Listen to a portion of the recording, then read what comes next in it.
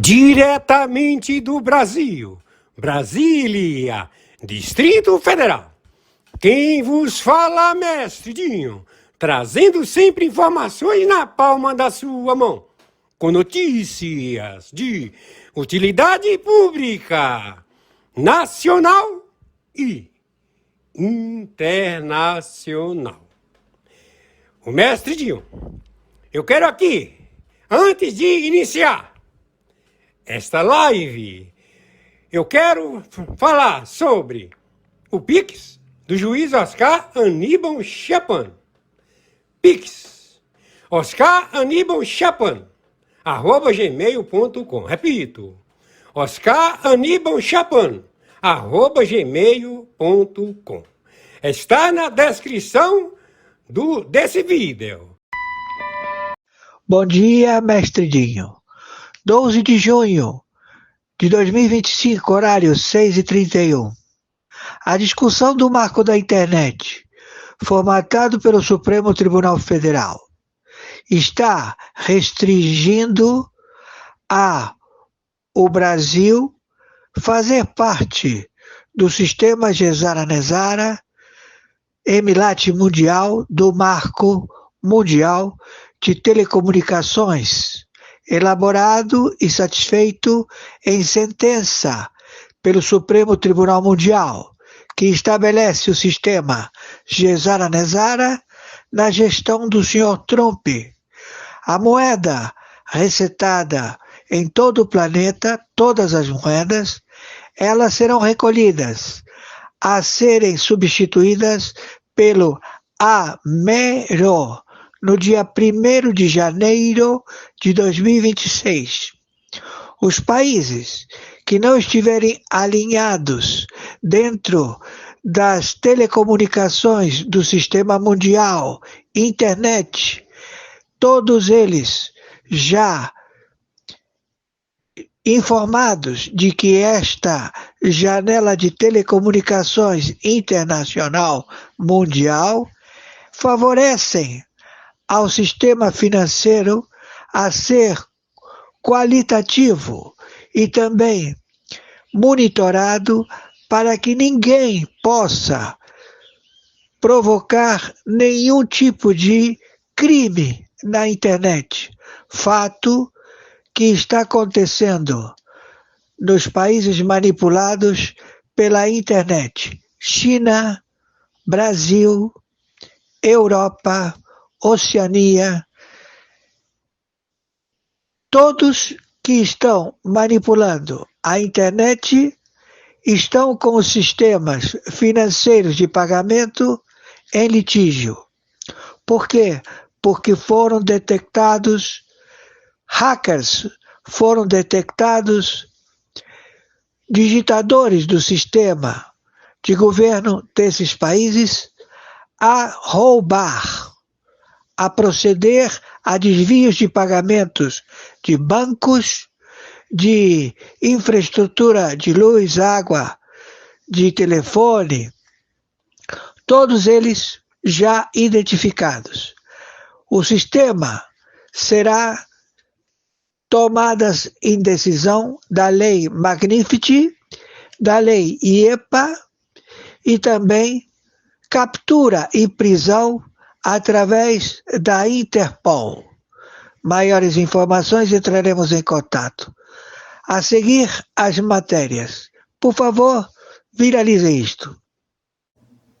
O Brasil é considerado país narcotraficante chefiado pelo chefe da organização conhecida como ORCRIM, Foro de São Paulo, Grupo de Puebla, cujo vice-presidente Alckmin e o Moacir, que ocupa e se faz chamar Luiz Inácio Lula da Silva, o Moacir, vulgo Luiz Inácio Lula da Silva, ele é curador, ele é braço do Hezbollah, do Hamas, do Estado Islâmico, adido da fundação de Yasser Arafat. Ele compõe a OLP, ele compõe o Fatah, ele tem todo o procedimento financeiro que foi descoberto a lavar o dinheiro do Irã nas empresas, na FEBRABAN, na FEComércio, em todas as autarquias, dos ministérios, do seu governo, GovBR, a branquear o dinheiro do terrorismo do Irã, do Hamas, do Hezbollah. O seu conglomerado de dados é Dataprev. A Dataprev é quem posiciona os pagamentos para todos os agentes narcoterroristas, 400 adidos militares, que eles estão estabelecidos no Brasil e na fronteira dos Estados Unidos com o Canadá, bem lá na pontinha, cujo adido militar, representante consular brasileiro, é o braço armado, o chefe superintendente da Polícia Federal.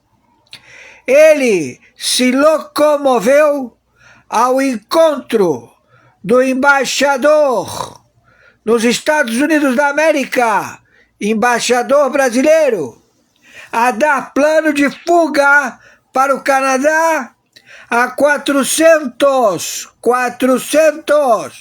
adidos militares do Irã, do Hamas, do Hezbollah, com documentos brasileiros. Temos todas as informações, temos todos os posicionamentos destes narcoterroristas. Estamos determinando imediatamente a que o GovBR, Governo da República Federativa do Brasil, presidido por um plágio, Moacir, que se faz chamar vulgo Luiz Inácio Lula da Silva, em que o próprio irmão entregou a carcaça, o óbito, Luiz Inácio Lula da Silva e o seu governo, já que tem prisão determinada para o irmão do Lula, que se encontra num default que supera 200 bilhões de reais. Por enquanto, temos que investigar os ministérios de governo, 38 ministérios, que branqueiam e sustentam a administração da lavagem de dinheiro do Irã, do Hamas, do Hezbollah, do Fatah, da OLP, todos sediados nos ministérios do Governo Federal da República Federativa do Brasil e também na administração do Supremo Tribunal Federal, poder dos operadores da lei, em que eles lavam o dinheiro do Irã, do Hamas, do Hezbollah nas suas dependências, também no Tribunal Superior Eleitoral. A compilação de dados, a distribuição deste dinheiro é feito pela Dataprev, um prédio que se localiza em Botafogo, no Rio de Janeiro. Todos já identificados. Temos já todo o procedimento. Atenção, Governo da República Federativa do Brasil. Capitulação. proceda a capitular a sua representatividade. Imediatamente, as autoridades da OTAN, da NATO, do Pentágono, da Quarta Frota, ou serão abatidos. Atenção, Supremo Tribunal Militar, estamos exigindo o seu posicionamento. Como se estabelece as Forças Armadas da República Federativa do Brasil? Temos que colocar todo o dispositivo de inteligência ao combate a estes espias sabotadores que se encontram em 26 estados e no Distrito Federal. Determinamos que já imediatamente coloque o general 4 estrelas, condecorado 3 vezes, em excelente proceder a manobrar as tropas de defesa da República Federativa do Brasil, general que se encontra preso no Rio de Janeiro, imediatamente solto, ele sendo legítimo, que ganhou as eleições como vice-presidente na chapa do senhor Messias Bolsonaro. Estamos em guerra. Esse impostor, como seus partidos políticos, que já mudaram de nome porque estão fugindo, porque não querem ser caracterizados com todas as provas irrefutáveis, mas temos o nome de todos eles, temos o CPF de todos eles. Não adianta dizer que vocês agora são um novo partido com uma nova identificação. Vocês têm provas irrefutáveis. Imediatamente coloquem o senhor Messias Bolsonaro como gestor na presidência da República, que se encontra vaga, já que o titular não se conhece o paradeiro.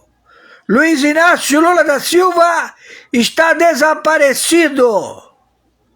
Ele não tem exame datiloscópico, ele não tem exame de DNA.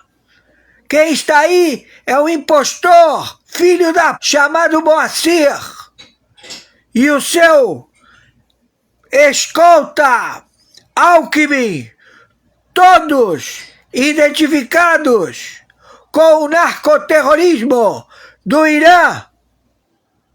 Quem está falando é o interventor do Tribunal Penal Internacional, com 123 países e suas forças armadas, de Exército, Marinha, Aeronáutica, signatários. A intervenção da administração deste motim de funcionários públicos, de partidos políticos, todos sabotadores, espias, corruptos, assassinos, que obrigaram os médicos, os funcionários públicos a se vacinarem, que baixaram um decreto que não tem que se vacinar os políticos. Todos eles não se vacinaram, mas vacinaram os seus subalternos. E agora todos eles, torno a repetir, estamos em guerra. Tem que abdicar e tem que empossar o senhor Messias Bolsonaro em mandato tampão, como foi feito no Equador, para que se possa proceder a eleições em 2026. Está tudo confiscado. Todo o dinheiro confiscado. Todo o procedimento de distribuição de erários será monitorado em acautelamento administrativo tributário. Estamos em guerra nuclear. Conforme determinação, meu Pix é meu e-mail, oscaranibaltiapano@gmail.com. Banco, Mercado Pago. Meu Pix de sobrevivência, CPF 510 466 447 34. Banco, Mercado Pago. Gratidão. Nada temam. A população civil não passará restrições. Estamos já identificado todo o procedimento administrativo de lavagem de dinheiro do narcotráfico, destes que se fazem chamar várias nomenclaturas, 88 nomenclaturas, 10 superintendências de Polícia Federal, a apreensão de drogas, a apreensão de armamentos e a venda para o narcotráfico de todas as drogas que apreenderam e armamento que apreenderam. Estão todos identificados. Viralize isto. Maiores informações, entraremos em contato. Olá para você que acompanha a Gazeta do Povo pelo nosso site, pelo aplicativo, pelas redes sociais ou então no canal no YouTube. Seja muito bem-vindo. Começa agora mais um Sem Rodeios, o seu programa diário de jornalismo independente. Se você está no YouTube, não esquece de deixar o like ali, ó, a mãozinha, a curtida no nosso vídeo, porque isso nos ajuda muito. Você também pode compartilhar o link do programa com seus amigos e familiares para que mais gente possa assistir o Sem Rodeios. Participe do programa ali, deixe sua mensagem no nosso chat no YouTube, a gente vai acompanhando os recadinhos de vocês ali ao longo do programa. Se inscreva no nosso canal no YouTube, não custa nada, é de graça. E você pode ativar as notificações ali para receber um aviso quando a gente entra no ar. E claro, se você ainda não é assinante da Gazeta do Povo, chegou o momento de fazer a sua assinatura, de garantir R$1,90 por mês durante 6 meses. Sendo assinante, você tem acesso a todos os nossos conteúdos. Tem muito colunista na Gazeta do Povo para você ler, tem muito conteúdo de qualidade lá, então aproveite essa chance. O site é gazetadopovo.com.br/oferta. Tem link para você clicar na descrição do vídeo aqui no YouTube. Tem QR Code na tela para você apontar a câmera do seu celular. Hoje aqui no Sem Rodeios a gente vai falar sobre o governo que publicou a medida provisória de aumento de impostos para compensar o recuo do IOF. A decisão do STF sobre as redes deve agravar a censura e o pedido formal de extradição de Carla Zambelli, que é enviado. Tudo isso e muito mais ao vivo até às 3 da tarde. A gente bate esse papo e ouve a opinião dos comentaristas da Gazeta do Povo. Vamos falar mais um pouquinho, né, sobre os interrogatórios aí no Supremo Tribunal Federal. Nessa ação sobre o golpe de Estado. Hoje temos Jorge Serrão, Karina Michelin e André Marcília. Sejam bem-vindos, meus queridos comentaristas do Sem Rodeios. Serrão, vamos falar contigo, né? Porque depois desses dias aí de interrogatórios e de muita exposição desses réus dessa ação penal aí que corre no STF, o efeito que a gente tem analisado e concluído e mostrado aqui no Sem Rodeios é que, em vez de enfraquecer Jair Bolsonaro, toda essa movimentação aí fortaleceu ainda mais o nome do ex-presidente, né? Sim. Saudações, Rossana, saudações, meus amigos, meus amados haters, meu povo da Gazeta do Povo. A gente já falou sobre isso aqui. O principal cabo eleitoral de Jair Bolsonaro, tem nome: Luiz Inácio Lula da Silva, o pai da vingança. O outro é uma instituição, é o Supremo Tribunal Federal.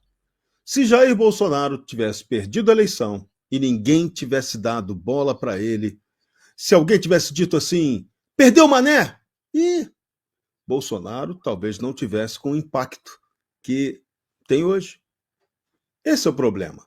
Em política, você precisa ter uma visão estratégica para avaliar qual é o impacto do ataque que você faz a um adversário ou a um inimigo.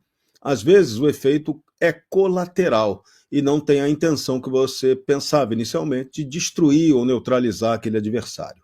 Quando o sistema de poder no Brasil elegeu, e vamos usar o verbo eleger, Jair Bolsonaro como o cara a ser destruído, eliminado, tirado do caminho para vencer a próxima eleição com WO por WO, você acabou dando força ao Jair Bolsonaro.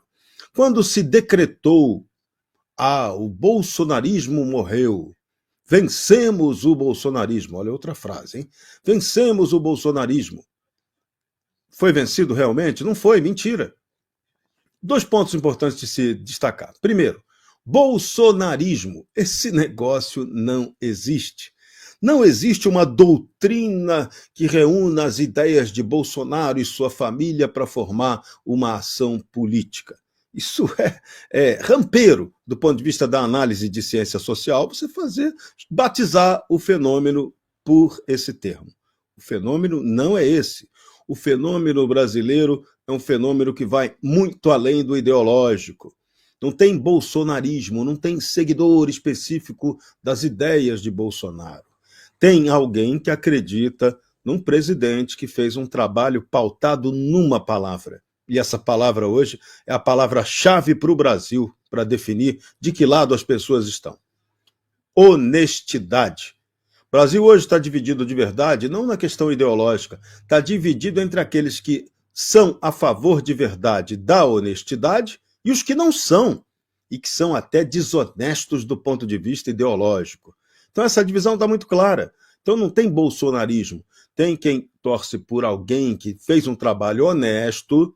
Você pode criticar, você pode elogiar, você pode dizer o que você quiser, mas não que o Bolsonaro tenha feito um trabalho desonesto como presidente da República. Então essa honestidade de Bolsonaro é que atrai as pessoas para o lado dele. E aí quando você ataca o Bolsonaro, o que você está atacando? Você está atacando o valor subjetivo da honestidade. Pô, será que a esquerda tupiniquim, o sistema de poder, não tiveram um pouquinho de inteligência para perceber a besteira que eles fizeram? Né? Então hoje você tem um fenômeno político cada vez mais consistente, que é o Jair Bolsonaro, com articulação internacional, filho dele tem excelentes relações com o ocupante da Casa Branca. Se Bolsonaro falasse inglês, então, era amigão do Lourão. Mas amigão ali de tomar Coca-Cola junto. Agora, não é o caso, Bolsonaro não fala inglês, mas Bolsonaro fala a língua que o brasileiro quer entender hoje. Seria o honestês. O honestês está fazendo uma enorme diferença contra o desonestês, que é o discurso oficial do sistema de poder no Brasil e da equivocada canhota esquerda sinistra tupiniquim, que sempre tem o projeto dela que é o mesmo, ocupar a máquina do Estado para mamar nas tetas ou ajudar seus amiguinhos, principalmente os amiguinhos do setor empresarial que ajudam a bancar, que pagam mensalão para os vagabundos. Esse é um modelito que está aí. E a esse sistema de poder se juntou uma característica perigosa para o Brasil, que foi a juristocracia, o domínio da cúpula do poder judiciário sobre o resto do país. Parece que quem preside o país é quem manda no judiciário, mas isso é só uma ilusão. Não é. Isso não é verdade. Quem manda no país é o presidente da República? Mentira, também não é. Quem manda no país é uma superestrutura de poder que controla essas marionetes. É isso. Depois que você entende isso, fica mais simples. Agora, quando você não entende, aí você vai ser o canhoto estúpido que vai atacar o tempo todo Jair Bolsonaro. E ele só vai crescer. E aí tem o ápice, querem condená-lo criminalmente para confirmar uma condenação do ponto de vista criminal. Ele já tem 2 do ponto de vista eleitoral. Aí eles não querem Bolsonaro na disputa, só que o que acontece é o efeito colateral. Bolsonaro cada vez mais forte, Bolsonaro cada vez mais elegível. Por isso, Por isso, exatamente por isso, que Bolsonaro fez aquela brincadeira lá no Supremo, no dia da audiência dele, quando ele convidou o ministro Alexandre de Moraes para ser candidato a vice na chapa dele. Bolsonaro não estava só brincando, não, ele estava fazendo uma piada seríssima. E o recado da piada era: não estou achando graça nenhuma e vou disputar a presidência da República porque tenho capital político. O sistema pode me condenar, prender, arrebentar, mas Bolsonaro sabe que ele tem a força política para reverter isso através de uma anistia. Então, o sistema vai continuar dobrando a aposta contra ele e ele vai continuar dobrando a aposta contra o sistema. Quem vencer no final, leva. E, como diria o grande Machado de Assis, ao vencedor, as batatas. Vamos ouvir agora a Karina Michelin. Bem-vinda, Karina. Você acha também que depois de toda essa questão aí desses inquéritos, desse depoimento, dessa ação penal, Jair Bolsonaro sai mais forte, apesar, né, do risco que a gente sabe dele ser preso? Boa tarde, Rossana, Serrão, André Marcília, toda a nossa audiência. Olha, eu tenho aqui as minhas críticas em relação a como tudo foi conduzido, o tribunal de exceção que vem sendo feito no Brasil, através da Suprema Corte, e através desses depoimentos, dessas conduções que vêm sendo colocadas diante dos olhos de toda a população brasileira. Aqui não é a questão que Bolsonaro ganhou, mas é a questão que o Supremo Tribunal perdeu a credibilidade, perdeu, de fato, a condução de um processo legal, que aqui não acontece, ele não existe. Nós temos também um regime Lula, que é o executivo, que faz parte, que é o braço disso tudo, através dos seus partidos políticos ali, das suas ramificações, como é o caso do PSOL também, que vem conduzindo certas ações paralelamente para condenar, perseguir opositores políticos. Então, isso, para quem vem acompanhando a política há muito tempo, nos últimos anos, e tem um pingo de honestidade intelectual, pode perceber que aqui não se trata somente de um partido político ou de uma figura política. Aqui nós estamos falando das nossas liberdades individuais e da soberania dos povos e do nosso país, que está em jogo, sem sombra de dúvidas.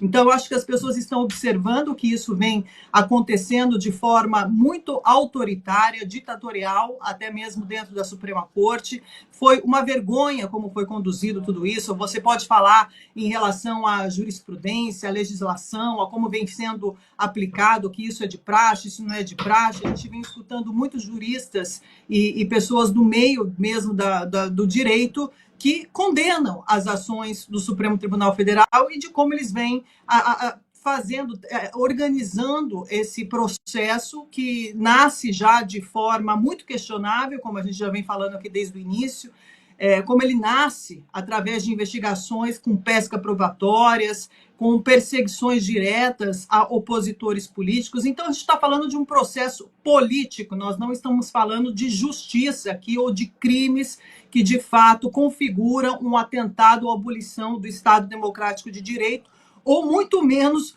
de um golpe de Estado, porque chega a ser surreal falarmos ainda e continuarmos nessa narrativa, alimentando essa narrativa falaciosa, tanto do mainstream, né, da grande mídia, quanto do Supremo Tribunal Federal, e também a favor aí do regime Lula, que é o que vem implementando cada vez mais uma política que persegue opositores, uma política que aumenta os seus impostos sem freios. Passaram aí várias leis, projetos de leis liberticidas no Congresso. Nós vemos hoje uma inflação altíssima nos supermercados, nós vemos um aumento de impostos que são aberrações, né? Porque nós temos um dos países hoje que é o que mais possui a carga tributária hoje do mundo, e nós estamos aqui discutindo sobre um suposto golpe que nunca aconteceu, e enquanto isso o Brasil vem sendo submetido a um regime ditatorial nos moldes chineses, que a gente observa através das políticas domésticas que vêm sendo implementadas através do regime Lula e as propostas que são feitas ao Congresso, que é muito claro. É muito claro, a gente vê o Marco Civil também que está sendo discutido, que já seria motivo, mais que motivo, da população inteira brasileira estar nas ruas protestando, porque aqui nós estamos falando de censura clara e absoluta. Não adianta vir com rodeios dizendo que não é uma ditadura, uma censura, quando é. Está muito claro o projeto que vem sendo aplicado aí. A questão de toda essa movimentação que a gente está assistindo há meses, há anos, já cansou e muito, né? Aquelas pessoas que de fato estão buscando um Brasil melhor e que fica cada vez mais distante esse Brasil melhor diante de todas as amarras que o Supremo Tribunal Federal e o regime Lula vem impondo à sociedade brasileira. Porque isso não passa de censura com nomes, com verniz de democracia, que não existe mais, que apresentam somente um cadáver de uma democracia, do qual ela já está morta há muito tempo, e estão excluindo todos os seus possíveis candidatos, de fato, legítimos contra um sistema. Então, o que nós vemos? Nós vemos um aparelhamento enorme, uma guerra injusta, assimétrica, porque é impossível você lutar com as mesmas armas. No momento em que todas as instituições estão aparelhadas, fica, de fato, impossível você vencer esse sistema. E eles estão empurrando cada vez mais, escalando cada vez mais. Mas o que mais me dá aqui asco de tudo isso e vergonha de tudo isso é ver que nós temos centenas de parlamentares ocupando as cadeiras aí em Brasília, que não fizeram absolutamente nada para que isso tudo fosse barrado, porque achavam que era uma teoria da conspiração e achavam que tudo o que estava acontecendo era dentro da legalidade. Olha, Bolsonaro não saiu mais forte. É a Suprema Corte e o regime Lula que estão cada vez mais fracos. Essa é a verdade. Vamos ver agora André Marcília. Bem-vindo, Marcília. O que você acha aí disso que a Karina falou? Quer dizer, é Bolsonaro que está mais forte ou é o governo que está cada vez mais fraco? Tudo bem, Rosana, tudo bem? Boa tarde a todos. Karina, o Serrão, toda a audiência. Acho que são os dois, né? O governo está mais fraco, o Bolsonaro está mais forte e o Brasil está mais fracassado, mais falido, porque nem consegue assumir que o Bolsonaro está mais forte e tenta fazer com que o Bolsonaro seja extinto da vida política e nem consegue assumir que o Lula está mais fraco, né? E com isso também fica tentando empurrar para frente essa bola quadrada, vamos dizer assim, que é o Lula. O Lula se tornou hoje um problema, né? Se a gente olhar para trás, quando o bolsonarismo estava no poder, quando o Bolsonaro estava na presidência, né? Isso tudo assustou um pouco as autoridades e etc, etc. A gente já sabe como é que as coisas se deram. E eles resgataram o Lula, né, como o grande, aquele que seria capaz de afastar o bolsonarismo. Pois foi exatamente o oposto que ocorreu, né? O Lula se tornou cada vez mais um anão político dentro do país. Acho que até a sua biografia já não era das melhores, né? Eu me lembro que quando saiu a biografia do Lula, acho que ano passado, enfim, eu tava o biógrafo dele reclamando que nem o Lula tinha lido a biografia que ele fez. Imagina só os outros. E de qualquer maneira, o Lula, ele piorou a sua biografia ainda mais nesses últimos anos. Então, é isso que a gente tem hoje na mesa. O Lula foi resgatado para limar o bolsonarismo, para retirar o bolsonarismo, foram tirar o Lula dos fundos de uma cadeia para que ele pudesse fazer esse trabalho que eu vou aqui chamar de sujo, acho que é bom, o termo merece. E ele fez o trabalho de se sujar, né? A gente tem visto cada vez mais escândalos e a gente tem visto cada vez mais a direita fortalecida, porque ninguém, parece, está disposto a concordar com o ministro Gilmar Mendes de que nos satisfaça o regime chinês do Xi Jinping, e nem o do Xi Jinping, como diz tantas vezes o Serrão, e isso é um grande ponto. Como é que o Estado lida com o fato de que o Lula acabou e de que o Bolsonaro resiste e não consegue se conformar em acabar, ou em acabarem com ele? É esse o contexto atual do Brasil. É nesse contexto que a gente precisa ler a regulação das redes sociais, porque as redes sociais reguladas vão ser usadas como uma forma de censura nas eleições do ano que vem. E é nesse contexto que a gente precisa entender também esse processo todo do golpe, né, que é uma forma de condenar o Bolsonaro ao ostracismo digital, ao desterro eleitoral. É disso que a gente está aqui falando. É uma espécie de solitária comunicacional. É isso que querem. Não querem prender o Bolsonaro, querem prender a fala do Bolsonaro, querem prender o bolsonarismo, querem prender os bolsonaristas que ainda insistem em desejar votar nele. É disso que se trata, é isso que está em curso, e é isso que as pessoas começaram a perceber. E começaram a perceber porque não dá para vocês, nós estamos há 6 anos nisso. Há 6 anos a gente aqui no Brasil fala, desde 2019, há 6 anos a gente fala de regulação, de redes sociais, tanto que o primeiro PL, o PL do Orlando Silva, lembram-se do Orlando Silva? Não o cantor, mas o parlamentar, que tinha o PL 2630-20, isso quer dizer o quê? O ano 20, então desde 2020 se fala nisso. Desde 2019, quando começou o inquérito das fake news, se fala de fake news, e a gente está até hoje falando nisso. Até hoje se fala nisso. O golpe que eles dizem que existiu começou, segundo eles, lá em 21, quer dizer, a gente está há 6 anos nesse processo de fazer com que o Lula se mantenha no poder, com que os ministros do STF mantenham-se empoderados junto ao Lula, e que o bolsonarismo seja extirpado da face política da terra. É isso, é disso que se trata.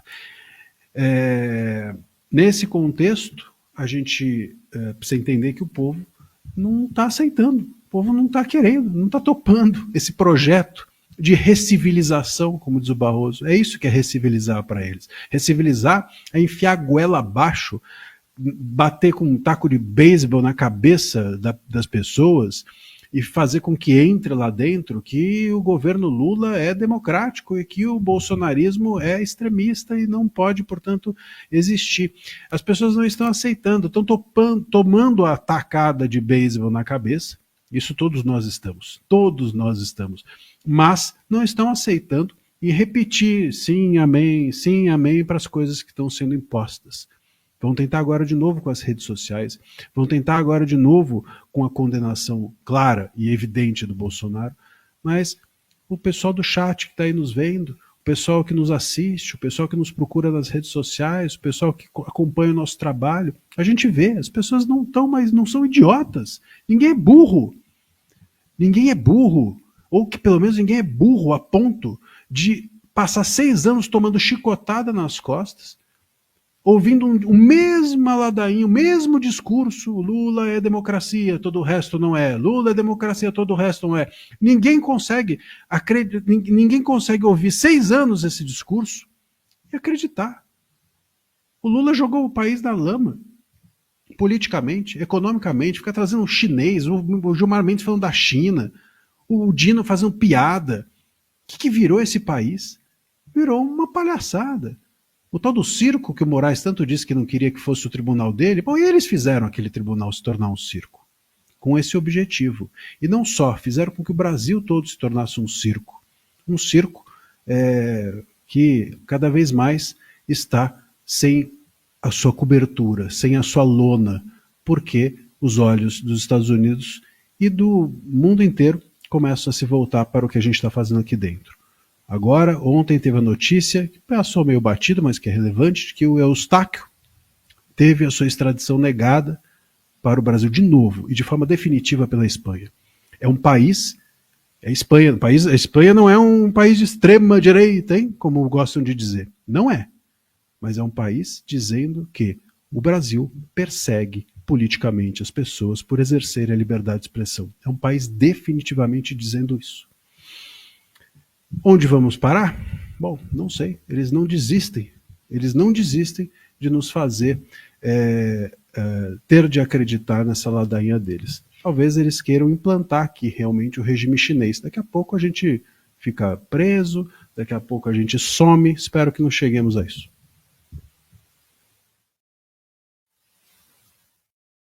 Mas vamos começar falando sobre essa questão das redes, porque o STF formou maioria, né, ontem para alterar o entendimento vigente aí sobre o artigo 19 do Marco Civil da Internet, e essa decisão faz com que a censura das redes esteja cada vez mais perto, né, Serrão? Pertíssimo, nunca esteve tão próxima quanto agora. E uma decisão que é totalmente esquisita. Primeiro, quem tinha que estar cuidando dessa questão é o parlamento brasileiro. E o parlamento, o Congresso Nacional Brasileiro, decidiu que não iria tratar dessa questão daquela forma, daquele jeito, daquele modo. E, vamos lembrar, essa decisão, quando você mexe no marco civil da internet, você está interferindo tardiamente numa decisão soberana do Congresso brasileiro. O marco civil foi aprovado após discussão ruim ou boa, pouca ou grande no Congresso Nacional. Então, quando você tem uma provocação juristocrática ao Supremo, que faz o Supremo mexer num artigo 19 que é claríssimo, que valoriza o judiciário, não, vamos pegar o espírito da coisa. O artigo 19, ele é o extremo respeito ao judiciário, porque ele diz que você só pode remover o conteúdo se houver uma decisão judicial transitada em julgado. Caramba, esse é o senso de justiça. Agora, esse é o melhor modelo? E poderíamos discutir com o parlamento, não com o parlamento, né? Nós estamos no modelo do lamento. Lamento essa decisão. O Brasil hoje só lamenta a decisão equivocada, porque o Marco Civil deixou bem claro ali, conteúdo só pode ser tirado por decisão judicial transitada em julgado. Que é diferente? Então vamos discutir uma regra diferente. Teria sido mais infinitamente inteligente que se previsse que o conteúdo pudesse ser retirado de outra maneira, por vontade espontânea de quem o publicou. É um direito de quem o publicou fazer isso. Aí poderia até se considerar isso uma autocensura, que meu grande mestre Hélio Fernandes dizia que a pior censura não é nem a censura, é a autocensura praticada por quem tenta se eximir do próprio direito à liberdade de expressão. Isso é um ensinamento pesado, mas é bem real. E o Brasil é cheio de autocensor. A gente fica com medo disso, medo daquilo, uma covardia para exercer a liberdade totalmente. E quando você tem a repressão à liberdade, a covardia, então, aparece com maior destaque do que nunca. É impressionante o que estamos vendo aqui. Mas você devia ter, na verdade, um elemento que garantisse o direito de resposta. Se tivéssemos uma regra clara para que, se você sofreu qualquer tipo de agressão numa rede social, e ali, no mesmo espaço, você tivesse assegurado o seu direito de resposta, isso já seria o primeiro ponto para você ter o debate, o primeiro ponto para se exercer a liberdade, o primeiro ponto do contraponto, que é fundamental. A democracia vive disso, de embate legítimo de ideias. Quando você não tem, e isso é um absurdo que não tenha, porque as redes sociais já deveriam ter avançado para esse modelo de autorregulação. A tal resposta das comunidades é bacana, foi um grande avanço do X. Ali você viu algo que está equivocado, você questiona e resolve o problema ali mesmo. Agora, você tendo o direito de resposta e aí não resolveu, aí sim, aí você tem o legítimo direito assegurado pela Constituição, pelos princípios legais basilares, de recorrer ao judiciário, e a decisão do judiciário, que sempre vai demorar um pouco mais, vai resolver, tira ou não tira. Mas esse seria o sensato. Agora, o Supremo vem com uma regra que flexibiliza o tira ou não tira, joga, na decisão final eles vão jogar para a rede social tomar essa decisão. E aí o algoritmo censor, o robô da rede social, que ele vai usar o robô, vai olhar ali, isso pode representar um risco para a gente, tira. Aí vai ter a autocensura, praticada pelo robô, pelo algoritmo censor. A censura praticada pelo censor é hedionda. A censura praticada pelo estúpido algoritmo censor, que tem a arrogância da inteligência cibernética, olha, era melhor uma inteligência, era melhor você ter ali um chinesinho para fazer a censura. Chinesinho filiado com a carteirinha do Partido Comunista Chinês. Ele faria a censura talvez de maneira mais justa do que o algoritmo censor estúpido ou a autocensura que qualquer imbecil vai lá tirar conteúdo porque ficou com medo. Então, esse modelo é um modelo que detona a liberdade de expressão. Mas o Supremo Tribunal estava preocupado com isso? Os ministros estão preocupados com isso? Não. As favas à liberdade de expressão, até porque ali, né, como foi admitido, existem muitos admiradores do regime chinês. E o regime chinês é o quê, gente? Uma ditadura comunista, não é isso? É uma democracia popular comunista. A China é isso. República Popular da China Comunista. E o comunismo é democrático? Não, o comunismo é exatamente o contrário da democracia. Ele opera um Estado autoritário que diz o que pode e o que não pode. É isso. E tem a lei. A lei do comunismo é a lei do obedeça ou pereça. Não tem conversa. É isso. E, em geral, é mais fácil até perecer do que sobreviver e obedecer. O comunismo é bem essa distorção do mundo da liberdade. Então, se você tem amantes chineses no Supremo, isso é péssimo, porque ali você está concordando que é melhor ter o desrespeito à liberdade de expressão. Então, o Brasil, quando houve isso, tinha que decretar luto transnacional, porque estamos péssimos. Nossa democracia reborn nunca esteve tão ridícula quanto está agora.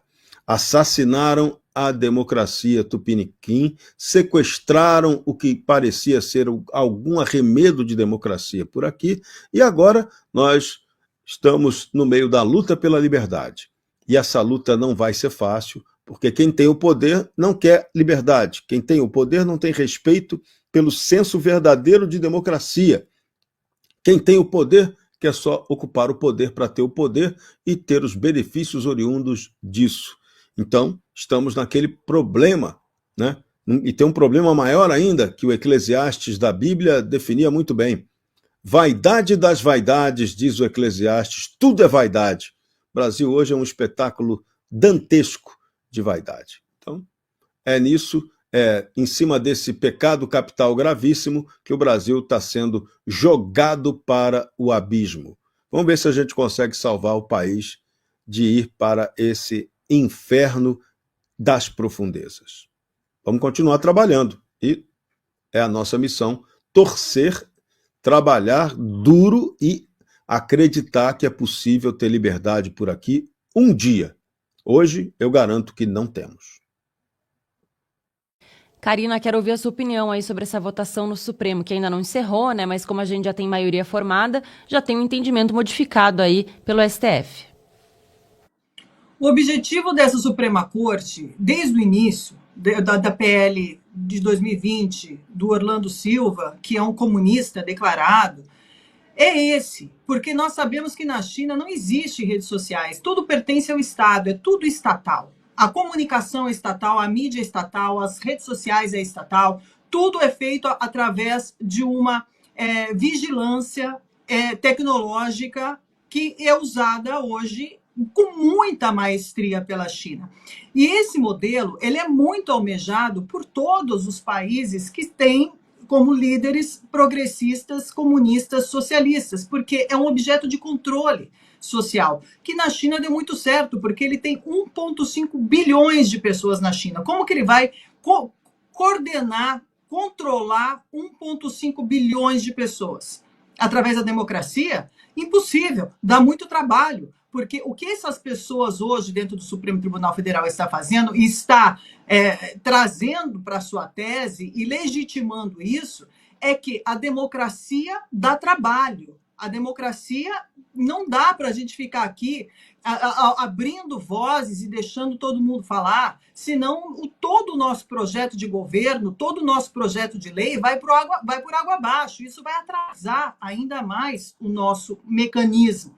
E é isso que está acontecendo, porque isso já deveria ter passado há muito tempo.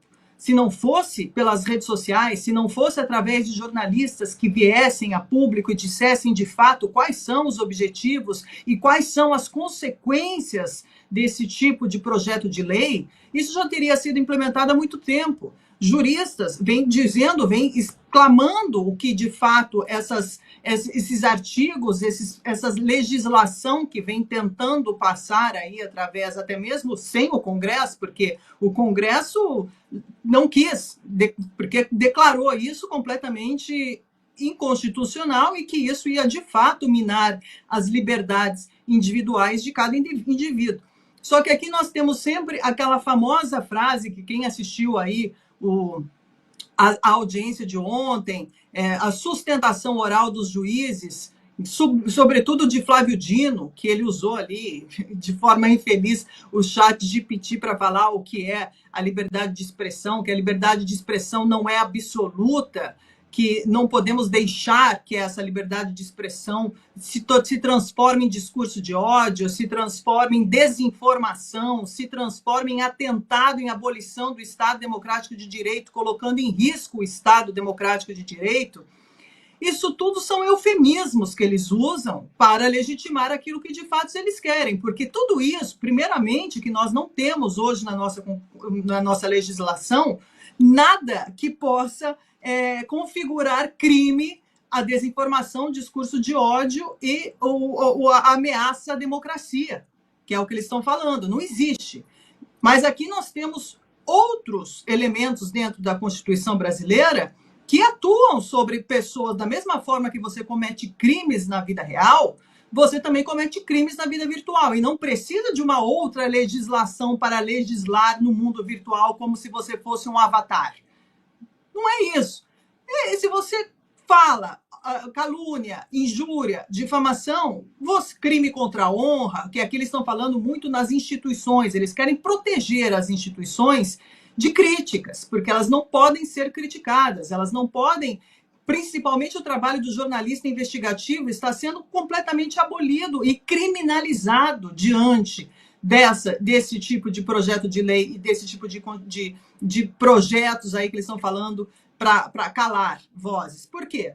O trabalho do jornalista investigativo é justamente esse, trazer elementos, trazer fatos que estão acontecendo dentro da nossa sociedade, independente de partido, cor, credo ou o que for, para que exponha a sociedade, que é de interesse público da sociedade. E é isso que nós temos que lutar hoje para as nossas liberdades. Não é só a liberdade de você desinformar. O que é desinformação? Porque o que nós vimos através da pandemia é que tudo aquilo que foi classificado como desinformação em 2020, hoje, 2025, se configurou verdadeiro, através de provas, através de estudos científicos, através de inúmeras pesquisas e fatos reais que comprovaram que aquilo que foi dito em 2020, hoje é verdade. Então, para que criminalizar isso daqui sem a devida justificativa de investigar?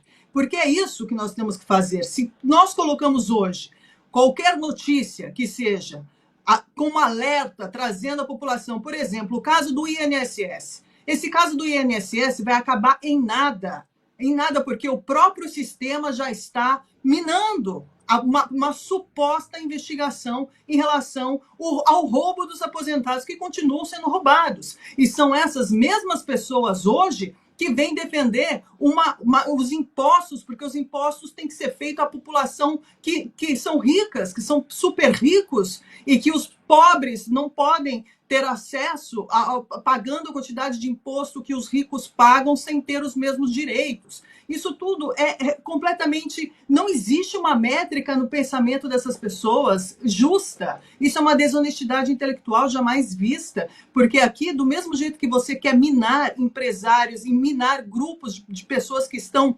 colocando toda a máquina pública para rodar, colocando de novo, com sempre aquele mesmo conceito marxista de burguesia contra o proletariado, e agora trazendo aqui para o nosso mundo atual, eles estão jogando de novo os super ricos, que são os empresários, que são as pessoas que produzem riqueza, que dão empregos à população. Agora, o que eles querem? Eles querem uma massa de pessoas desempregadas, que é isso que vai acontecer, e uma massa de empresas, pequenas empresas falidas, que é o que está acontecendo hoje, porque os números aumentam cada vez mais, e esses números ninguém fala, de pessoas que não estão mais podendo gerar empregos, desmantelando completamente esse sistema justo, né, de dou trabalho, ofereço trabalho e você, de forma independente, tem o seu sustento e pode, de qualquer forma, enriquecer. Porque, para esse projeto de governo comunista, enriquecer para eles é uma blasfêmia, é um crime. Não pode enriquecer só essas pessoas que estão com a chave da máquina nas mãos e fazendo a gestão do dinheiro público, roubando desenfreadamente, sem dar satisfação e transparência, com um dos maiores países do mundo que paga imposto, sem ter nenhum tipo de transparência. É zero. Então, o que eles querem? Eles querem calar todo mundo, eles querem cessar o debate, porque o debate ele é importante numa democracia, é a troca de ideias, é você trazer o seu lado, é você expor de fato com muita sabedoria, com muita, não atingindo, atacando o outro com adjetivos desnecessários, mas trazendo para o debate algo importante, temas importantes para que a nossa sociedade saiba de fato o que está acontecendo dentro da nossa economia, dentro da saúde, dentro da cultura, dentro de um crescimento de um país. E eles estão barrando isso através do cerceamento, do livre pensamento, do livre liberdade de expressão e da liberdade de imprensa. Isso é gravíssimo. Isso é tão grave que as pessoas hoje, e repito, como eu falei no início do programa, isso daqui já é motivo de parar o Brasil inteiro. As pessoas que não defendem as suas próprias liberdades e a liberdade do próprio país e das próximas gerações, elas estão condenadas ao fracasso e à mordaça perene da vida. E é isso que eles estão fazendo hoje, transformando sob um silêncio ensurdecedor de uma militância que continuam com o mesmo discurso marxista de sempre, que é a guerra entre proletariados e burguesia. É a guerra entre ricos e pobres, é a guerra entre preto e branco. E nós continuamos nesse erro histórico, cíclico, enquanto todos nós estamos sendo engolidos por um regime que continua mentindo, que continua ludibriando as massas, continua aumentando cada vez mais os impostos, dando 50 centavos para um, enquanto você está pagando 3, 4 vezes mais, fingindo benevolência e fazendo que a população inteira dependa de assistencialismo. Porque é isso que eles querem, que o pai, que a máquina estatal, seja o centro de tudo e as pessoas peçam piedade para ter migalhas desse governo cruel que vem sendo instalado aqui diante dos nossos olhos, e tem gente aplaudindo e achando que isso é progresso. Isso não é progresso, esse é um retrocesso jamais visto no nosso mundo contemporâneo. E o Brasil está a passos largos de chegar realmente em um ambiente que nós não vamos ter mais como voltar, porque nós temos, de fato, uma grande massa de idiotas que, como até mesmo Alexandre de Moraes fala, que a internet deu voz aos idiotas, falando aí a frase de Humberto Eco, que é verdade. A verdade é que os idiotas estão falando e os inteligentes, aqueles que estão buscando uma reforma mais equilibrada, justa e apontando os erros desse governo, estão sendo calados através de uma censura legalizada em base de pensamentos, né, relativos de uma Suprema Corte. Bom, Marcília, vamos falar também sobre a questão da Carla Zambelli, né? Porque acho que a gente já vem falando sobre as redes há tanto tempo, né, Marcília? Mas vamos falar sobre esse pedido aí que o STF fez, então, formalmente ao Ministério da Justiça pela extradição da deputada. Eu estava aqui escutando a Karina falar de progresso, me ocorreu, e já que o Serrão está aí, me ocorreu aquela canção da Dona Irã, progresso, progresso, alguma coisa assim. Eu sempre escutei falar que o progresso vem do trabalho, então amanhã nós vai trabalhar. Se Deus quiser, ele fala, mas Deus não quer. E a gente está perseguindo o progresso como a Dona Irã, né? É esse o progresso que eles nos oferecem. Amanhã nós vai trabalhar se Deus quiser, mas Deus não quer. E Deus não quer porque a gente tem um Estado que não permite que a gente trabalhe, né? A gente tem um Estado que não gera nenhuma segurança jurídica, que nos coloca como reféns do Estado. Se você olha, por exemplo, para os Estados Unidos, você conversa com um norte-americano, ele vai te dizer que o centro dos Estados Unidos é o dólar. Quem manda no país é a grana. Aqui quem manda no país são as cabeças brilhantes dos nossos ministros, que passam por cima, brilhantes e no sentido que vocês entenderam, né? Obviamente não estou falando de brilhantismo, mas estou falando aqui de brilho mesmo. E a gente fica refém disso tudo, que é óbvio que não consegue trabalhar e não consegue gerar o progresso.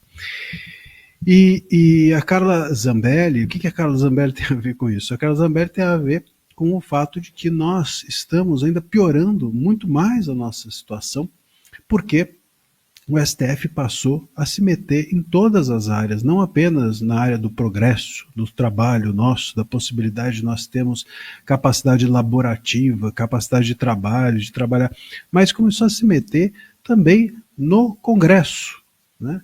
Começou a se meter no trabalho dos parlamentares, começou a dizer o que eles devem ou não devem fazer. Quem não assistiu, assista a lamentável fala anteontem do Hugo Mota, dizendo que iria, como se fosse alguma grande coisa, iria permitir que o caso da Zambelli fosse levado ao plenário, sendo que isso está explícito na Constituição. A Constituição exige que ele leve ao plenário e ele estava ali vendendo levar essa questão ao plenário como se fosse uma grande deferência. Olha, eu aqui vou entregar para vocês essa... Olha, lambam os beiços. Pô, é a Constituição, o cara cumprindo a Constituição para favorecer a instituição que ele dirige, ele se comportando assim. Então é difícil ter progresso, como diria o Adoniran Barbosa. É difícil a gente seguir assim. E é difícil a gente seguir, sobretudo, quando a gente tem tudo isso exposto aos olhos do mundo. Comentei aqui também, na minha fala anterior, que o Eustáquio, a extradição do Eustáquio foi simplesmente negada pela Espanha em definitivo.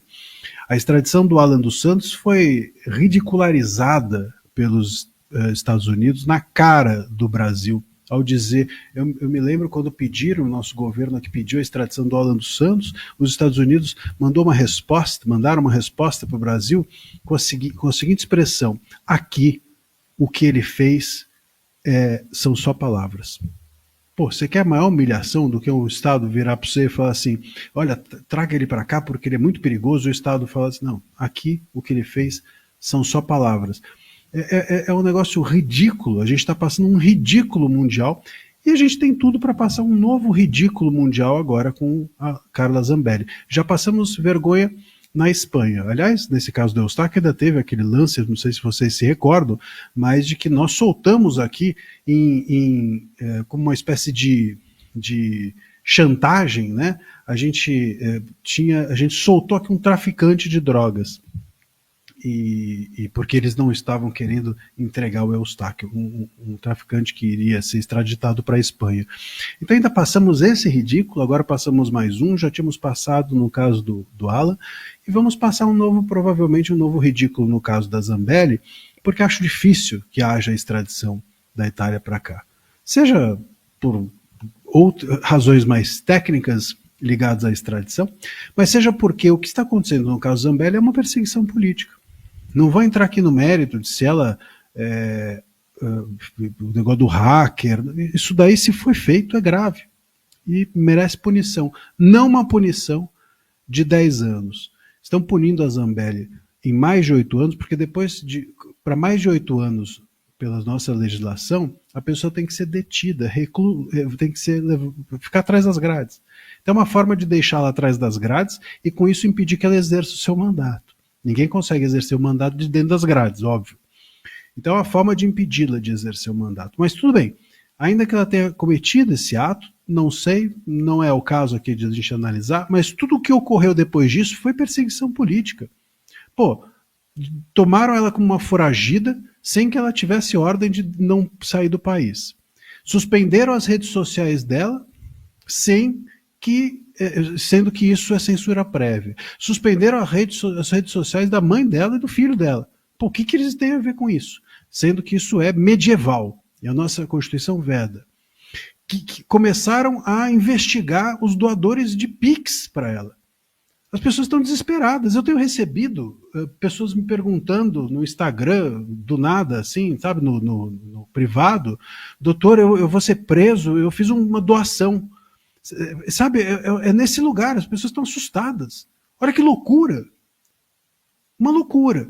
Então é óbvio que isso é perseguição política e isso provavelmente vai ser considerado pela Itália. A Itália não é um Estado, a Karina aqui pode falar isso muito melhor que eu, mas ainda não é avacalhado como aqui. Então a perseguição política feita a partir do momento em que houve a decisão a condenatória, tudo que veio de lá para cá é perseguição. Bom, a própria pena já entendo como uma perseguição, mas sutil, de resto, tudo errado. De lá para diante, tudo errado. Então, esse é o ponto. E isso expõe o Brasil a um ridículo mundial. A gente já está passando vergonha na América do Norte, a gente já está passando vergonha na Península Ibérica, agora vamos passar vergonha também na Europa. E já passamos uma boa vergonha na Ásia, e quando o Lula foi visitar lá o seu companheiro Xi Jinping, foi visitar sei lá mais quem, e na Rússia e etc. Então é uma vergonha mundial. Somos hoje uma espécie de vergonha mundial, a partir da censura. Repito, essa decisão da Espanha, sobretudo, definitiva, dizendo que nós perseguimos politicamente as pessoas por exercerem a liberdade de expressão, é grave. Não dá mais para dizer que o Trump é o Trump. O Trump é fascista. É que ele está interessado no Musk. O Musk, ele quer perseguir as pessoas porque ele tem interesse nas redes sociais. É por isso que o Trump quer aplicar as sanções contra o Moraes. Tá, e a Espanha? E a Espanha nos dizer que nós perseguimos gente por liberdade de expressão? Quem mais vai ter que dizer isso para a gente parar de achar que não é conosco? Quem mais vai ter que ser perseguido para a gente fingir que não está acontecendo nada nesse país? Ontem essa fala do Gilmar Mendes, todo mundo, ai meu Deus, é uma ameaça. O Gilmar Mendes falou que as pessoas aqui na corte admiram o regime chinês. Gente, o regime chinês já está aí. É que naquele vídeo lá do Monark, lembra que ele falava, olha, a ditadura já começou, lembram-se desse vídeo? É isso, já começou, a regulação chinesa foi feita, é uma regulação chinesa. É isso que tem na China. Aliás, é pior do que tem na China, porque na China, pelo menos você sabe quem está censurando. Agora, aqui a censura que vai ser feita pela STF, eles vão terceirizar para as plataformas. Na época da ditadura militar, você sabia quem era o censor. Serrão aqui sabe muito bem disso. Serrão é mais novo que eu, mas já tem um pouco mais de anos do que nós aqui. Somos mais velhos, mais experientes. E sabe muito bem, na época da ditadura, você tinha o censor ali dentro da redação. Você conhecia, às vezes você sabia quem era o cara, quer um café, né? Hoje a gente vai ter uma censura e nem sabe quem é um robô que está censurando você. Então é pior ainda do que a censura chinesa, porque é uma censura sem assinatura, é uma censura sem rosto, é uma censura covarde. E é isso que é o progresso que nós estamos, como diz o Adoniran, propiciando para o país. Serrão, vou passar a bola para você então, porque o Marcílio te deu a deixa, né? Deu a deixa. E a censura é algo absurdo, a gente não pode aceitá-la no país.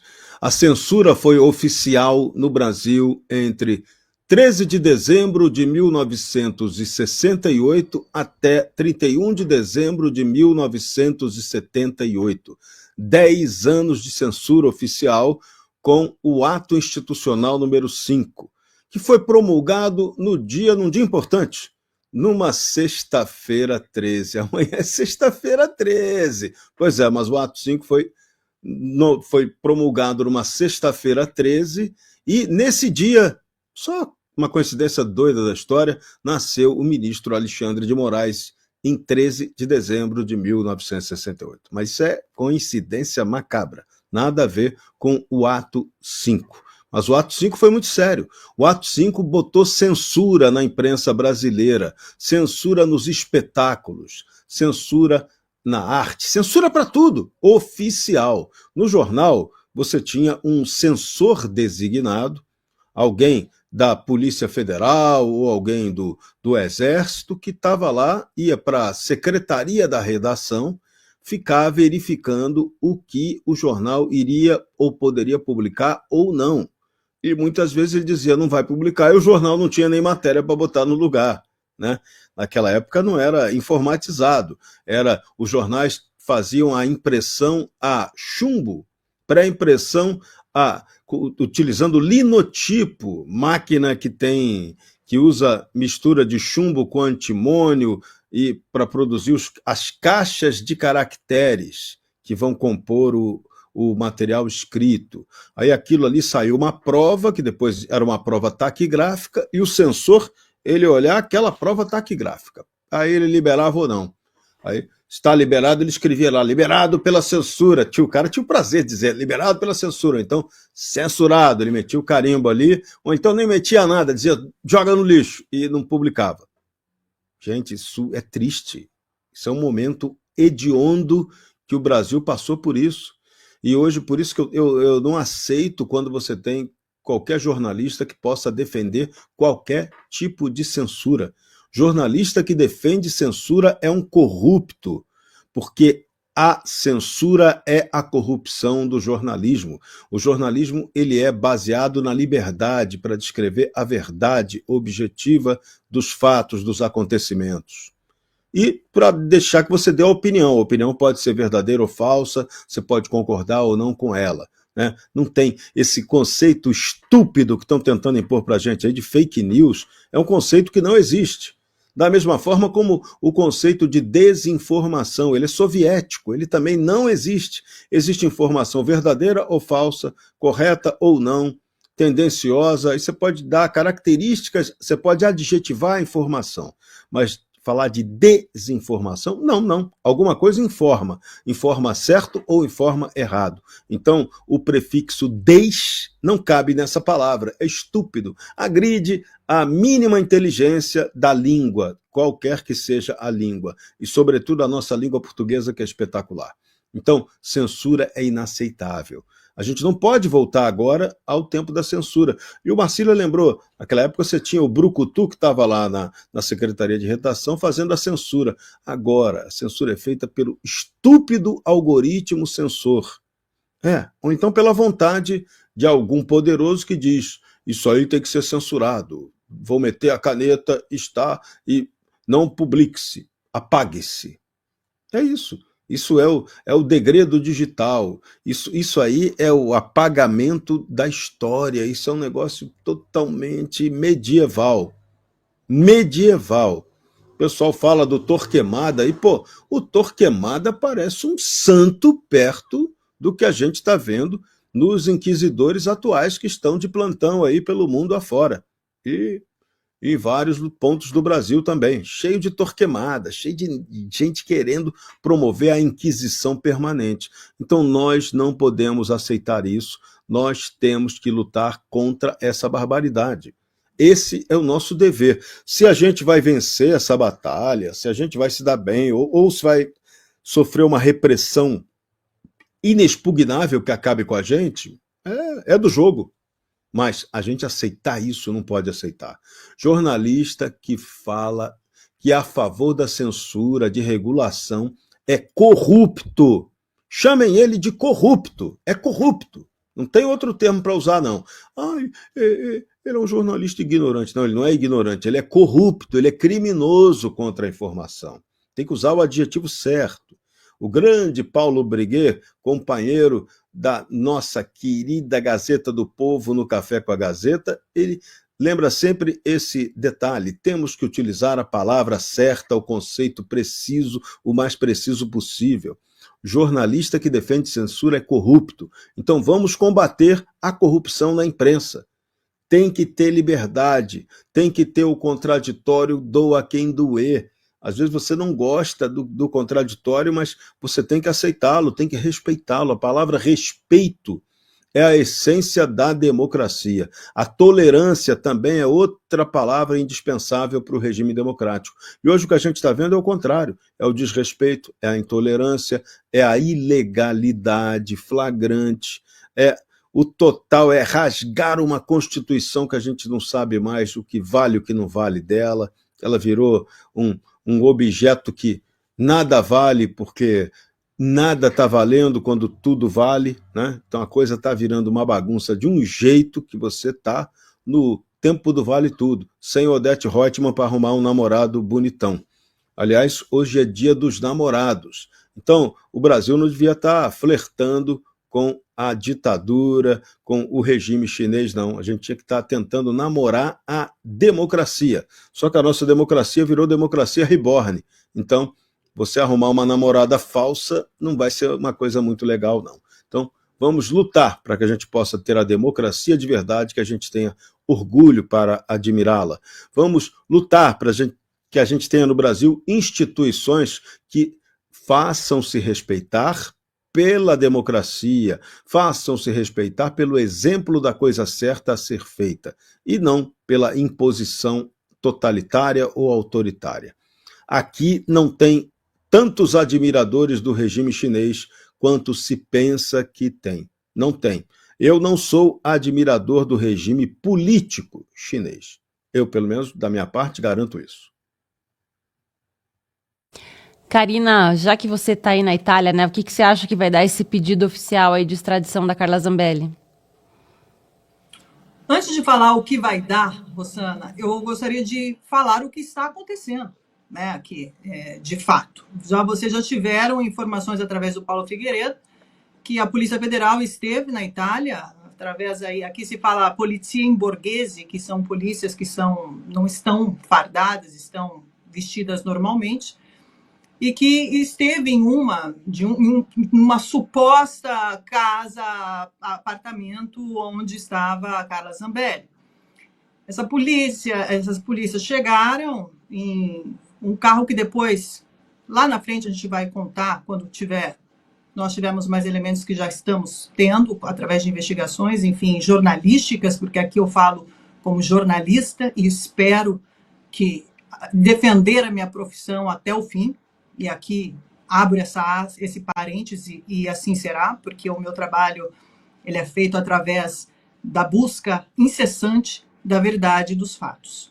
O que aconteceu foi que a Polícia Federal está em território italiano, esteve ou está, não sabemos ainda se está, mas pelo jeito parece que sim, e chegou nesse apartamento, nesse prédio, e começou a interrogar praticamente os moradores italianos do prédio, né, se conhecia, enfim, e ali a gente tem relatos que virá à tona logo mais, e para vocês entenderem a gravidade de onde chegamos, porque a partir do momento que o nome da Carla Zambelli é colocado na Interpol, que essas são as informações que nós temos, a Interpol, nós temos um problema enorme, tivemos problemas enormes com a Interpol, eu falo em relação ao governo italiano e à Interpol, porque a Interpol vem sendo usada como instrumento político, de perseguição política, e isso não sou eu que digo, isso daqui é um estudo e uma investigação que foi feita através de jornalistas independentes. Isso daqui é tudo público, viu, minha gente? Tudo documentado. Jornalistas independentes são 30 veículos de comunicação e 42 países envolvidos. É uma investigação muito profunda em relação ao que, de fato, a Interpol como vem agindo a Interpol, como um braço de regimes totalitários e autoritários. A gente sabe muito bem que a Interpol ela colabora com 196 países, colocam lá os nomes das pessoas dos determinados países que cometeram crimes nesses determinados países e elas vão para outros, e essa Red List funciona como um alerta para outros países se comunicarem e buscarem as pessoas que estão sendo procuradas nesses 196 países, do qual a Itália tem o acordo, está nesse acordo. Só que o que nós tivemos? No ano de 2022, 2023, uma cidadã chinesa, nascida na China, mas que mora na Alemanha, foi inserida na lista da Interpol pelo Partido Comunista Chinês como uma fraudadora, praticamente que ela sonegou impostos, mais de 400 milhões de impostos e fraudes econômicas, enfim, na China. Seu nome foi inserido dentro da Interpol. Essa chinesa veio passar férias na Itália, na cidade de Ancona, férias de verão. Ela chegando na Itália, o nome dela já estava escrito, a polícia italiana prendeu essa chinesa porque o nome dela estava na Interpol. Essa chinesa ficou presa por 205 dias e, conclusão dos fatos, durante todas as investigações, isso aconteceu em 2022, 2023 ela ficou presa por 7 meses, e essas investigações culminaram numa seguinte conclusão: era tudo fake o que o governo, o regime chinês estava fazendo contra essa senhora, porque eles recolheram informações que o irmão dessa senhora tinha sido procurado pelo regime comunista chinês, pelas suas polícias, tinha sido ameaçado, tinha sido torturado pela polícia, colocando a família dela inteira em risco. E isso foi motivo para que a Itália não desse a extradição depois, no final, a essa dissidente chinesa, culminando em uma multa que o Ministério Público aplicou ao Estado italiano de 48 mil euros a essa chinesa por ter cometido essa injustiça dentro do território italiano. E por que eu estou falando isso para vocês? Porque durante essas investigações que duraram muito tempo e muitos meses, o regime chinês ele é o segundo maior financiador da Interpol, com 13,7 milhões de dólares em 2024. Ele está apenas atrás dos Estados Unidos, que é o número 1, com 19,8 milhões de dinheiro aí para isso, para financiando a Interpol.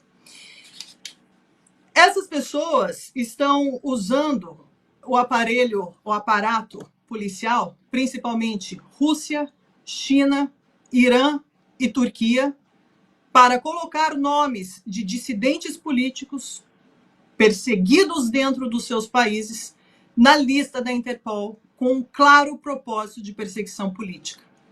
E isso vem sendo proclamado e vem sendo disseminado através das mídias. Inclusive, saiu esse artigo na Today italiana no dia, que aqui eu falo tudo para vocês, que a gente está buscando todas essas informações, saiu no dia 31 de abril de 2025. Dia 30 de abril de 2025 foi publicado esse artigo gigantesco mostrando todas essas denúncias que foram feitas relacionando a Interpol e esses governos autoritários e totalitários.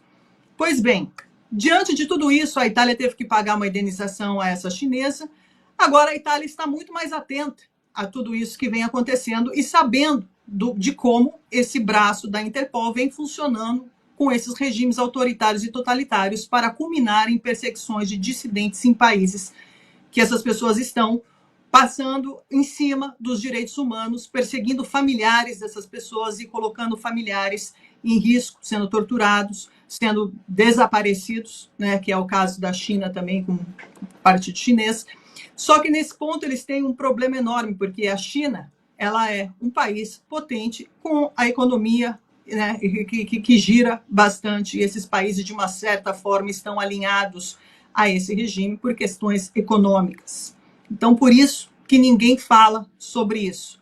Só que aqui abrimos um parênteses, porque do mesmo molde que essa chinesa, em 2022, foi presa, mas aqui de um modo muito mais agressivo pela Polícia Federal, que foi em território italiano, abordando cidadãos italianos, isso é grave, para buscar uma dissidente, uma política, né, brasileira, que está aqui buscando por direitos legais, constitucionais, sabendo que no Brasil hoje não tem essa segurança jurídica. Vamos ver o que vai acontecer. Mas o que aconteceu aqui na Itália é muito grave. Isso que a Polícia Federal fez é muito grave. Não sei se faz parte do modus operandi, isso descobriremos logo adiante aí através das informações, mas que aconteceu, né? Essa busca pela Carla Zambelli em território italiano, quando deveria passar o Ministério Público, o Ministério da Justiça brasileiro, através de Lewandowski, deveria emitir um pedido de extradição diretamente ao Ministério da Justiça italiana, endereçado ao gabinete de Carlo Nordio, que é o ministro da Justiça italiano. E parece que não está sendo feito, não está sendo respeitado o devido trâmite legal, que é muito grave. Mas virei aqui com mais informações para vocês, exclusiva aqui na Gazeta do Povo. Aguardem. E a gente espera, né? Agora, Marcília, vamos falar que o governo Lula publicou, então, né, ontem, tarde da noite já, a medida provisória aí com aumento de impostos para compensar aquele recuo no IOF, né? A gente já vinha comentando sobre isso ontem, mas agora é oficial, quer dizer, vem mais imposto por aí, né, Marcília? Pois é, isso daí parece coisa que a gente faz com criança, né? Quando a criança chega e fala, não quero comer verdura, aí você vai lá e coloca a verdura dentro do... O cachorro, né? A gente faz muito isso com o cachorro quando vai tomar remédio, você pega e põe o remédio dentro do petisco. É isso que o governo está fazendo com a gente. Eles tentaram, só que não é remédio, é veneno. No caso, é veneno. Eles tentaram fazer a gente tomar veneno, aí vem um vídeo do Nicolas, fala assim, ó, veneno, né, é ruim, veneno mata, veneno não é bom. Aí as pessoas falam, nossa, mas o Nicolas está divulgando fake news. Está divulgando fake news do óbvio, né? Fake news é brincadeira de chamar de fake news essas coisas que o governo quer empurrar a goela abaixo da gente. Então ele vai lá, pega esses venenos, nos coloca boca abaixo, a gente cospe e eles colocam em volta de um petisco, em volta do pedacinho de peito de peru, e enfiam na nossa boca de novo. É isso que eles estão fazendo. E aí falam assim, não, isso não é veneno, é peito de peru. Ah, mas está dentro está o veneno. Não, isso é fake news, isso é desinformação, isso é coisa da extrema direita. Então, olha, não tem nem o que dizer, né? Não tem nem o que dizer. Se a gente se tiver outro vídeo aí dizendo que essa burla para nos enfiar imposto é uma burla, eles vão dizer que é fake news, inventar uma outra burla, embrulhar em outro petisco, em outro presunto, em outro peito de peru. O governo não tem dinheiro, só tem dinheiro para ficar viajando com a Janja para lá, para o Macron andar de mão dada com o Lula, né? É incrível como eles gostam do Macron. O Macron, né? O Lula anda de mão dada com o Macron, a Janja tem uma intimidade com o Macron. Enfim, hoje é o dia dos namorados, né? Eu não sei, talvez seja um bom momento mesmo para a gente falar disso. São ali muito enamorados, sobretudo na França, que, né, tem essa fama, os franceses são muito amorosos, deve ser isso. Seja como for, o fato é que o governo está falido. O governo não tem dinheiro. O governo hoje só consegue ter governabilidade, tanto no âmbito político quanto no âmbito econômico, porque ele tem o STF. A própria Gazeta já publicou diversas vezes índices mostrando como, sei lá, de 10 medidas do STF, 8 favorecem o governo. É isso, é assim que o governo está tocando para frente. E cada vez mais se apegando à sua ala radical, porque é a única que sobra. O resto todo já desembarcou. Então vai pulando para dentro do barco só aqueles que, enfim, historicamente estão arraigados. Enquanto isso, o Lula está curtindo a vida doidado. Curtindo a vida. Eu me lembro, o Serrão outro dia falou isso, tem que curtir mesmo, só que não com o nosso dinheiro. Assim como a Janja também pode ser muito independente, contanto que não seja com o nosso dinheiro. Então, o ponto é que a gente precisa entender que por mais que façam-se vídeos contando que o governo está nos extorquindo, os vídeos não serão suficientes, pois eles vão nos enganar de alguma outra forma. Não conseguiram enfiar por aqui, vão enfiando por ali o remédio ou o veneno, e a gente vai infelizmente, tendo de engolir esse rojão. Jorge Serrão, vamos ouvir a sua opinião aí sobre essa medida provisória. Mais uma medida provisória estúpida.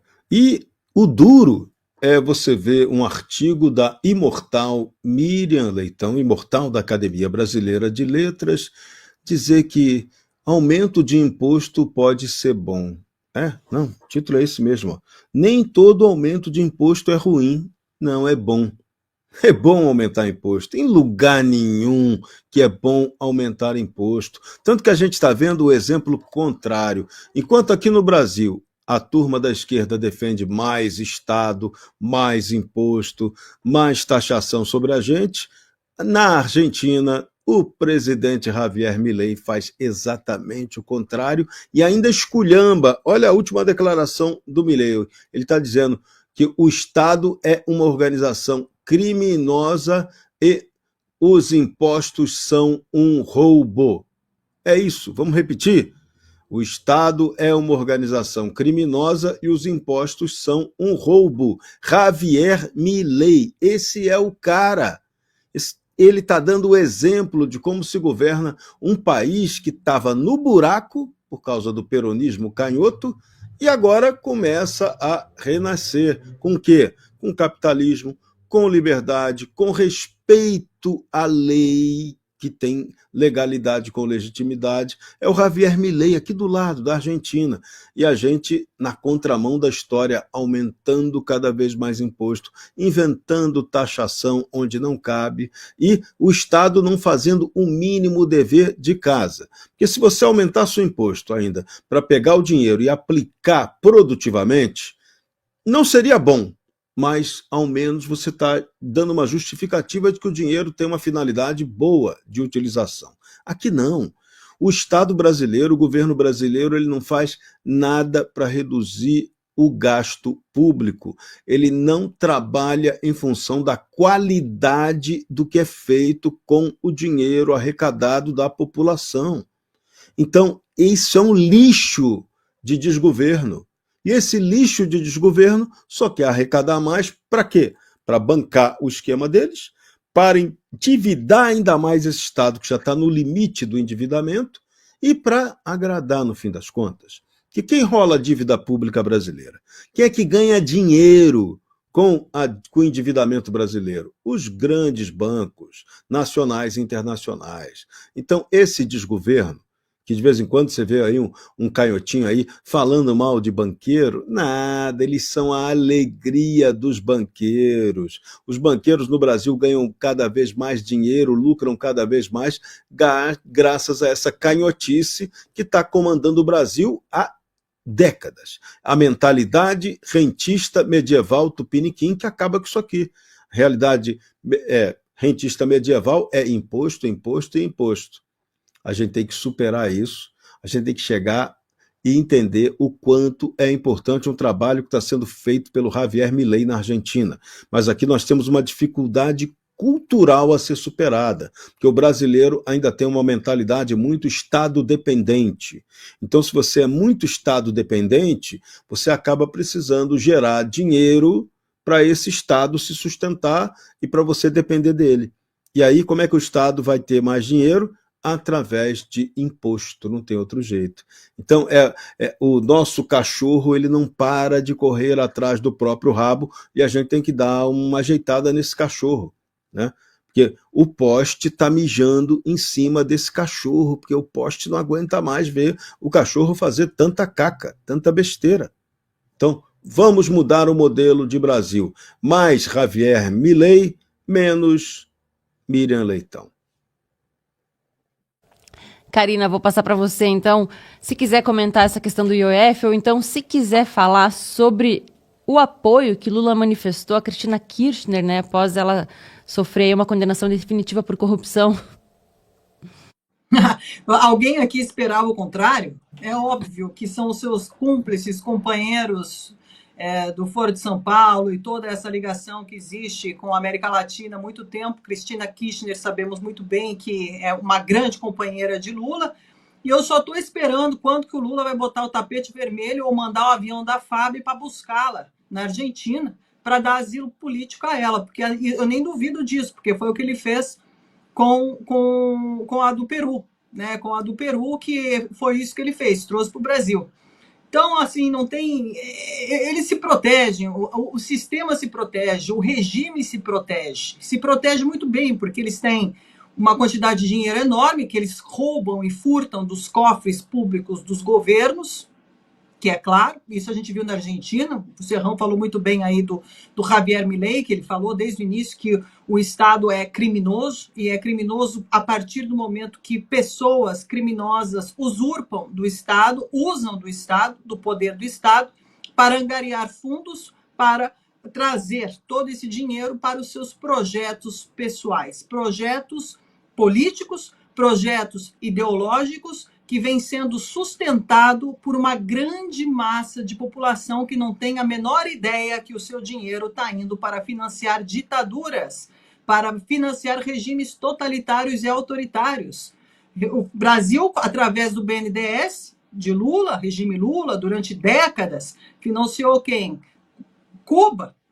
Construiu portos em Cuba, construiu e na Venezuela linhas de trem, construiu inúmeras coisas com dinheiro do contribuinte brasileiro, sem perguntar ao contribuinte brasileiro se ele queria financiar as ditaduras ou projetos nos países que perseguem opositores políticos e implantam esse sistema ditatorial autoritário que transforma toda uma sociedade civil em refém. E aqueles que ousam a levantar-se contra o sistema são perseguidos, mortos, desaparecidos. E é isso que eles fazem. E isso daqui não é novidade para ninguém, porque é público e notório como funciona esse sistema através de muitas, inúmeras, centenas, milhares de denúncias através dessas cortes que protegem os direitos humanos, que, aliás, deveriam proteger os direitos humanos, e essas cortes nem isso conseguem fazer por tamanho poder e dinheiro que essas pessoas conseguem. O Serrão falou aqui, o Brasil está quebrado. Sim, o Brasil está quebrado, mas o regime Lula e os seus cúmplices não estão, porque eles não roubam para colocar o dinheiro ali para a população fazer benfeitoria. Você viu o que aconteceu no Nordeste? Foram lá, a transposição do Rio São Francisco ficou centenas de anos parada. Depois que voltou a funcionar, o Lula foi lá, barrou, fez uma sabotagem no Rio São Francisco, para voltar o quê? Para voltar a máfia dos carros-pipas. Aqui a gente tem o movimento do MST também, que invade terras. A gente tem uma lei também que Flávio Dino quer passar falando o quê? Eu não sei se já passou também, porque aí está passando tudo o que está passando a boiada toda e ninguém está sabendo numa velocidade incrível. Está passando também que qualquer proprietário de terra que coloque fogo nas suas terras e que esse fogo for comprovado, criminoso, colocado por eles, eles perderão as terras, porque as terras passarão a pertencer à União. Isso favorece muito o movimento do Sem Terra, que são inúmeras denúncias que nós temos espalhadas pelo Brasil e documentadas, que essas pessoas entram dentro dessas terras, já tem tudo mapeado, muito mais organizado que qualquer um, eles sabem muito bem aonde eles querem entrar e como, colocam esses fogos criminosos dentro dessas propriedades, acusam o proprietário, simplesmente para esse proprietário perderem a posse de suas terras. Isso é criminoso, o que vem sendo feito. É assim que funciona esse regime. Então, a Cristina Kirchner e tudo isso corroboraram também para que o povo argentino fosse saqueado durante décadas através do kirchnerismo. O kirchnerismo foi um dos piores regimes também dentro da Argentina. E basta perguntar para um argentino que tem a capacidade e uma honestidade intelectual para dizer a vocês o que significou o kirchnerismo. E quem foi Cristina Kirchner para a Argentina e para os argentinos. Então, o Lula é isso. O Lula ele é muito ligado a toda essa gente, ligado com o Macron. O Macron, por exemplo, o Macron não é todo mundo na Europa que gosta dele, não, porque sabe que ele é uma pessoa que não é confiável, muito pelo contrário, ele é muito, sabe muito bem como mover, passa todo mundo para trás, inclusive tem um embate gigantesco entre a Itália e a França, porque não é que se bicam muito, não dá certo ali o sistema, porque tem uma sabotagem atrás de sabotagem com o regime, não é regime, mas considerar Emmanuel Macron, como também aconteceu na Alemanha. Estão todos alinhados. Então, comecem a observar quem está com quem. Quando você vê, diga-me com quem tu andas, que eu te direi quem tu és. Essa frase nunca fez tanto sentido no jogo geopolítico de hoje. Basta observar quem protege quem dá mão para quem e quem critica quem, e vocês verão e terão um cenário muito macro do que está acontecendo nesse jogo, nessa batalha geopolítica de hoje. Marcília, quer comentar mesmo que rapidamente aí essa ligação do Lula para Cristina Kirchner? Tá sem áudio, Marcília. Culpa minha já. Seguinte, que acontece? O Lula, ele está protegendo a si próprio. Quando ele oferece, seja asilo político para a ex-primeira-dama do Peru, né? Seja parabeniza, quase que congratula, parabéns pela condenação. Quando ele faz isso agora com a Cristina Kirchner, ele está dizendo basicamente o seguinte: eu estou pensando em mim, porque o Lula é exatamente isso, é um político que foi preso em razão dos atos que fez contra o Estado de corrupção, né? Ele foi condenado por isso e foi preso. Então, é mais ou menos um tipo de empatia que a gente tem com os nossos, sabe assim, advogado foi preso, vem a OAB, faz uma nota, estamos vendo com preocupação e não sei o quê. Por quê? Porque é um advogado, né? Amanhã prende um advogado hoje, amanhã prende outro. Então é um político preocupado com a sua própria pele, né? É só isso. Não tem nada de, a meu ver, né? Não tem nada de ideológico, não tem nada, até porque no Lula não tem nada de ideológico. O Lula, vamos falar a verdade aqui, ele não sabe nem o que é esquerda. Diretamente do Brasil, quem vos fala, mestre Dinho, trazendo sempre informações na palma da sua mão. E o meu convite especial, por gentileza, entra na descrição desse vídeo. Urgente! Clicar nos links abaixo. É uma surpresa e você pode ganhar muito dinheiro. Repito! Urgente! Clicar nos links abaixo. É uma surpresa e você pode ganhar muito dinheiro.